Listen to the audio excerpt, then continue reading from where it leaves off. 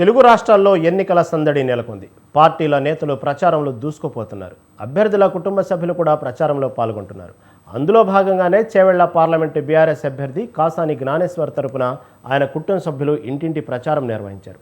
మహేశ్వరం నియోజకవర్గం లేమూరు గ్రామంలో ఓటర్లను కలిసి ఓట్లను అభ్యర్థించారు. కాసాని జ్ఞానేశ్వర్ కుమారులు కాసాని సుధాకర్, కాసాని సతీష్, కోడలు కాసాని శ్వేత ఈ ప్రచారంలో పాల్గొన్నారు.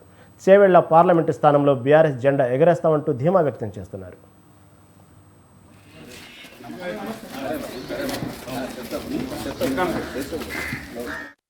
బీఆర్ఎస్ పార్టీ బలపరిచిన అభ్యర్థి కాసాని జ్ఞానేశ్వర్ మునరాజు గారు ఎక్కడ చూసినా బ్రహ్మరథం పడుతున్నారు.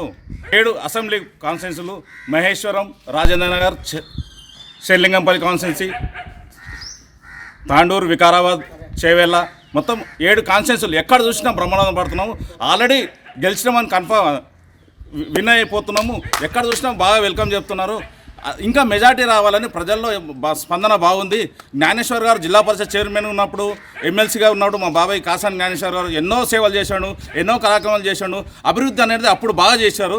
ఆయన ఇంకా చేయాలంటే ఆయనకు ఇంకొక అవకాశం, ఎంపీ అయితే మన గొంతు అనేది, మన బీసీ గొంతు అనేది పార్లమెంటు చూడాలని కోరుకుంటూ, మన తెలంగాణ మొట్టమొదటి ముఖ్యమంత్రి కేసీఆర్ గారు బీసీ మరియు 93 కులాల రాష్ట్ర అధ్యక్షుడిగా ఉన్న కాసాని జ్ఞానేశ్వర్ గారిని చేవెళ్ళ బీఆర్ఎస్ ఎంపీ అభ్యర్థిగా నియమించినందుకు చాలా గర్వకరంగా మరియు రుణపడి ఉన్నాము.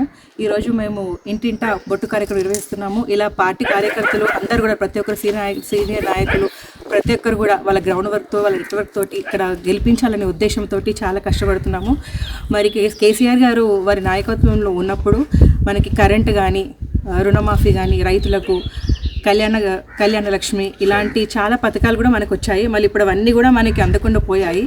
మరి మన కరెంట్ రూలింగ్ పార్టీకి కరెక్ట్ అపోనెంట్ ఉండాలంటే అది కాసాని జ్ఞానేశ్వర్ గారే. మరి వాళ్ళు ఒక మంచి మనిషి. మరి వారందరినీ కూడా మీరందరూ ప్రతి ఒక్కరు కూడా మన మే 13 తారీఖున కారు గుర్తుకి ఓటేసి ప్రతి ఒక్కరూ ఆయనని అత్యధిక మెజారిటీతో గెలిపించాలని